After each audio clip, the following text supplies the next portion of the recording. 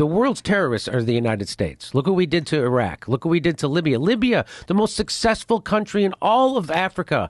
The guy created the eighth wonder of the world with the way how he delivered water and turned deserts into farmland. And everybody had a house and everybody had education and health care. And we turned it into a failed state run by terrorists with open slave markets. Who did that? Barack Obama and Hillary Clinton did that. And they'll never have to pay a price for that. Barack Obama, the most they'll do is go, "Yep, that was a mistake."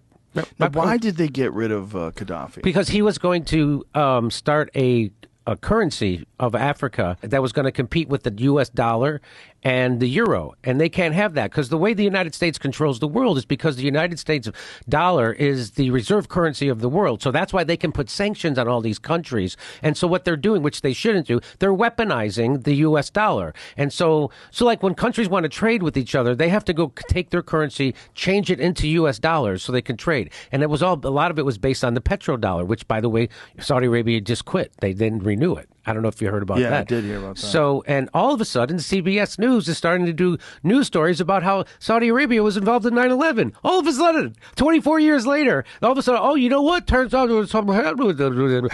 And they're like, you mean 2 weeks after they decided to not renew the petrodollar? Now CBS News is allowed to talk about that and investigate it, which when I talked about it, got demonetized. But anyway, that's why, because Gaddafi was doing that. He was going to set up a currency for all of Africa, and it was going to be based on, have a gold standard. And so they're like, no, you're not.